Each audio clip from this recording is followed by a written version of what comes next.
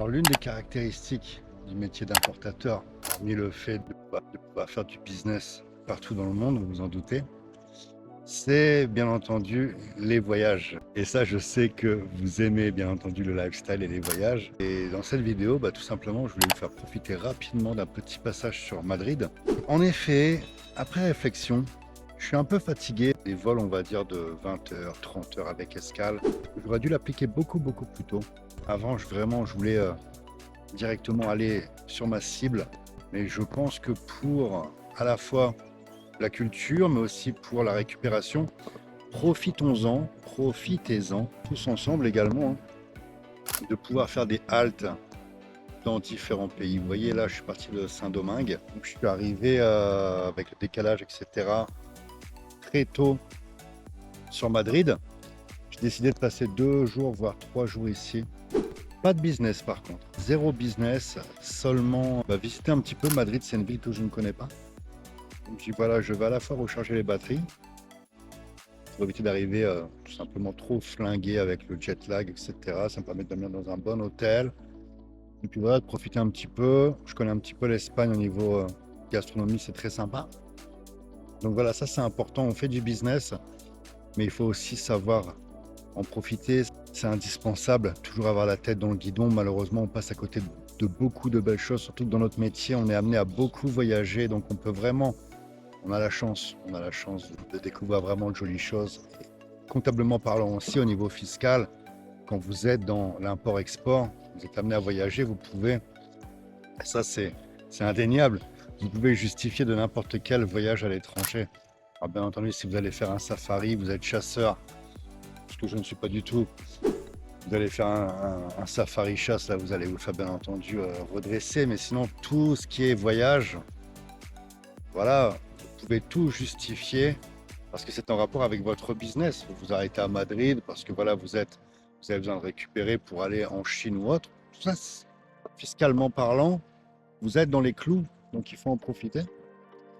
Et puis voilà, vous profitez de la life. On n'a qu'une vie, ça c'est vraiment important. Et le métier d'importateur, c'est pour moi un métier hyper riche à la fois sur le plan humain. Vous rencontrez des tas de personnes, vous voyagez partout dans le monde, vous pouvez faire du business partout dans le monde. Ça c'est vraiment top, vraiment top. Alors vous m'avez posé aussi une question, Fabien, est-ce que tu voyages en première classe? Ça va être un sujet intéressant parce que voilà, j'ai voyagé bien entendu en première classe, j'ai voyagé en business et en classe éco. Donc je connais les différents standings et je parle de vols long courrier, des Paris, Shanghai, etc.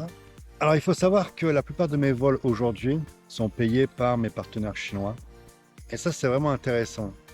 Alors je vais donner deux points importants. Avec ma première entreprise, j'ai pu découvrir de nombreuses choses. Vous savez que je suis fils d'ouvrier, donc un voyage éco c'était déjà très intéressant, ça avait déjà un coût.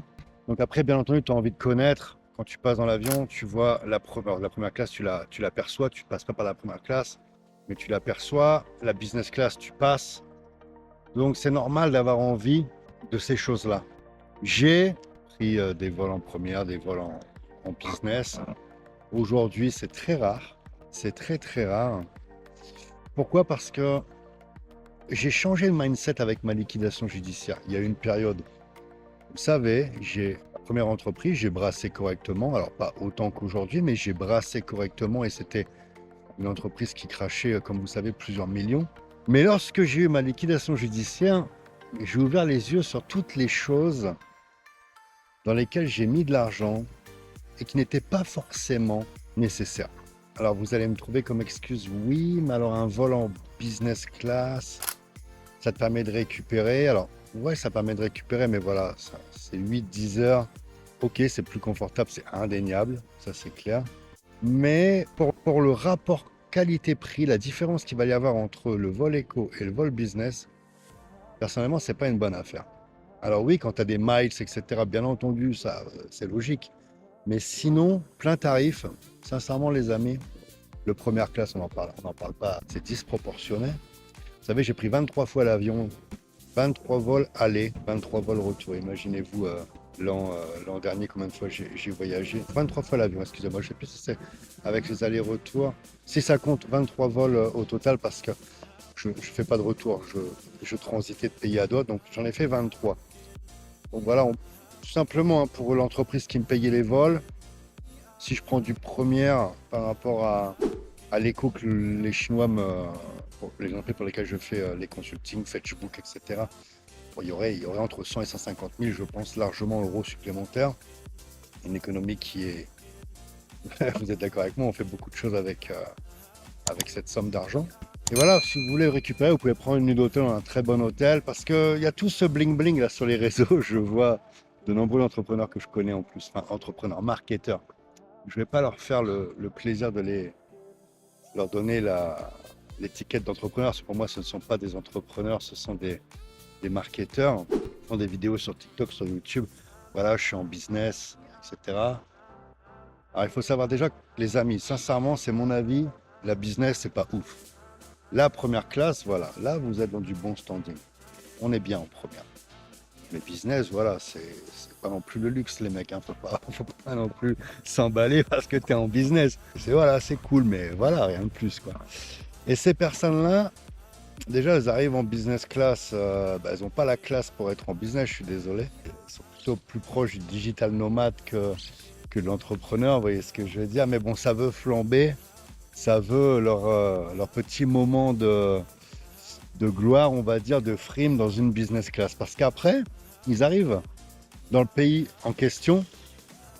Et là, les amis, vous allez les voir louer des Airbnb bidons. Ils ne sont même pas à l'hôtel, ils sont dans des Airbnb bidons. Ou alors même, ils sont dans des Airbnb à 3, à 4, à 5. Je les ai vus, hein, franchement. En République dominicaine, les mecs se vantaient de voyager en business. Et après, ils se retrouvent à partager pour économiser, vous voyez ce que je veux dire? Va pas en business, quoi. Va pas en business, t'as pas les moyens, tout simplement. Donc ouais, ça fait une belle vidéo TikTok, ça fait pour ton branding, mais t'as pas le standing, quoi. Et moi, je me dis, j'ai tellement claqué de thunes avant que je dois apprendre de mes erreurs, franchement. Mais je reste persuadé, les amis, que si tu veux t'enrichir, il faut être économe. Il n'y a pas de secret. Si tu veux jouer le riche, voilà, c'est un standing qui coûte beaucoup. Je pourrais largement le faire, les amis. Mais j'aurais moins de trésorerie, j'aurais moins d'assises. Ça me coûterait beaucoup plus cher. Et j'ai pas envie de retomber non plus dans un standing de vie. Vous savez, c'est très facile de tripler, quadrupler son standing de vie. Je dépense déjà beaucoup. Ok. J'ai déjà un budget assez conséquent. Et puis voilà, j'ai un enfant aussi. Et j'ai autre chose à penser. Voilà, c'est ma vision. C'est ma vision. Il faut apprendre aussi. Vous savez, lorsque vous avez une liquidation, les amis, même si vous vous relevez, voilà, on garde quand même des séquelles positives, je dirais. Positives. Il y a un moment où je comptais plus l'argent, etc. Aujourd'hui, j'ai une approche différente. Et aussi, mon point de vue, ce qui m'a fait réagir aussi, c'est que depuis que je suis consultant pour les groupes asiatiques, alors il faut savoir que c'est des entreprises, les amis, à côté d'elles, je suis un petit. Même si je fais des millions, croyez-moi, je suis un petit. Et comment ça fonctionne pour toutes les entreprises avec lesquelles j'ai travaillé? Il faut savoir que j'ai accès à tout. Ça peut aller très loin. Si je veux un costume, si je veux, etc. Tout est pris en charge si c'est en rapport avec l'entreprise. C'est le deal que j'ai avec elle. Tout ce qui est en rapport avec l'entreprise, le business que je fais avec elle. Exemple, mes vols, mes taxis, mes hôtels, ma bouffe uniquement lorsque je suis sur un lieu de conférence ou un lieu de mission. Si je ne suis pas en mission, c'est pour ma pomme, ce qui est logique. Donc j'ai un assistant dans chaque entreprise dans laquelle je travaille qui contrôle tout. Je lui dis voilà, je prends un vol Hong Kong-Paris par exemple. Ils vont regarder le vol, ils vont voir s'ils ne peuvent pas trouver moins cher que ce que moi j'ai trouvé. Je vais prendre un hôtel dans le même standing, ils vont voir s'il n'y a pas une possibilité. Le rôle des personnes, justement dans ces entreprises, c'est de contrôler les budgets. Il y a de l'argent, il y a beaucoup d'argent. Mais si vous ne contrôlez pas cet argent, c'est une très bonne leçon mindset. Et bien ça va fuir de partout. C'est comme si vous avez un tuyau avec beaucoup d'eau, mais qui est percé. Vous aurez beaucoup moins de pression au final. Et ces entreprises, elles l'ont bien comprise. Il faut contrôler. Voilà, s'il y a moi qui fais une mission, plus l'assistant, plus ceci, plus cela, c'est tout le monde, c'est open bar, ça peut pas aller. C'est comme lorsque je suis avec mes équipes, quand on est en stage, en déplacement, j'explique voilà qu'on n'est pas là à se taper des restos 5 étoiles, on prend des plats du jour, On prend les hôtels classiques parce que c'est la rentabilité que l'on vise. On est dans un business pour la rentabilité. Si tu veux du bling bling, pas de problème. Avec ce que tu gagnes, tu peux prendre une chambre en extra, qualité supérieure, les restos supérieurs, il n'y a pas de souci. Mais nous, on est dans une vision entreprise, chef d'entreprise, businessman.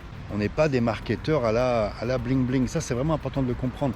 Et je me souviens, vous savez, j'ai passé plusieurs mois en Australie pour l'entreprise que j'ai installée. Voilà, idem, des contrôles, je trouvais un endroit pour me loger. S'il y avait une possibilité dans la même zone, pour un petit peu moins cher, pour le même standing, voilà, les assistants me le trouvaient. Le but, c'était, voilà, on doit contrôler le business, ça se contrôle. Et ça, c'est vraiment important pour un chef d'entreprise. Je me répète, hein, les marketeurs, ce ne sont pas des entrepreneurs, des chefs d'entreprise. Ils sont là pour vendre du rêve. Ils ont la nécessité de vous montrer qu'ils gagnent beaucoup d'argent. Donc on va vous montrer des vols en première, etc. Puis à côté, c'est comme j'ai toujours, j'en ai côtoyé beaucoup. La vitrine est jolie, mais l'arrière-boutique, il n'y a pas de stock. Vous voyez ce que je veux dire? Elle est triste. Et très souvent, les mecs vont vous montrer, ils vont aller sur Dubaï quelques jours, ils vont mettre le budget. Et après, ça mange des patates à l'eau, vous voyez ce que je veux dire? Donc, il faut avoir un mindset chef d'entreprise. Chef d'entreprise. Et croyez-moi, les Chinois avec qui je travaille, ce sont réellement des entreprises très très très solides avec beaucoup d'assises financières. Les amis, vous savez, quand j'ai fait 1 million de bouteilles de vin, chaque commande était payée cash. C'était sincèrement de l'abruti, la Fetchbook, pour qui j'ai monté l'entreprise. D'ailleurs, je vous fais une petite parenthèse parce que certains m'ont demandé qu'est-ce que ça devenait Fetchbook. Ça a été racheté par JD.com. Alors, ça a été un jackpot pour les créateurs, ça a été très rapide. Moi, ma mission s'est arrêtée, bien entendu, au niveau de la vente. Je les ai accompagnés jusqu'à cette opération. Très, très beau succès. C'est JD.com, une grosse plateforme chinoise qui a racheté l'entreprise, ce qui a permis aux investisseurs de faire le jackpot, donc bravo. Je suis très fier d'avoir participé, contribué à tout cela. Et pour Fetchbook, les amis, on avait un loyer à 15 000 $ par mois sur Hong Kong. Hôtel, 10 000 $ par mois. Je vous avais montré combien ça coûtait là où j'étais. C'était open bar, quoi. Il y avait les investisseurs, il y avait les levées de fonds. Vous savez, c'est très confortable quand vous faites du business comme ça. Qui plus est, à la dimension chinoise. Vous savez, quand vous faites du business avec la Chine, les amis, les chefs d'entreprise que vous allez rencontrer, ils sont à la dimension de la Chine, c'est-à-dire X fois supérieur. Le ratio au nombre d'habitants France-Chine, c'est pareil au niveau business, hein, en sachant que la Chine bosse au niveau mondial. La France, à part quelques entreprises, vous savez que c'est beaucoup du national. Donc des entrepreneurs qui sont mis en avant dans les médias français, en Chine, c'est des petits joueurs, vraiment des petits joueurs.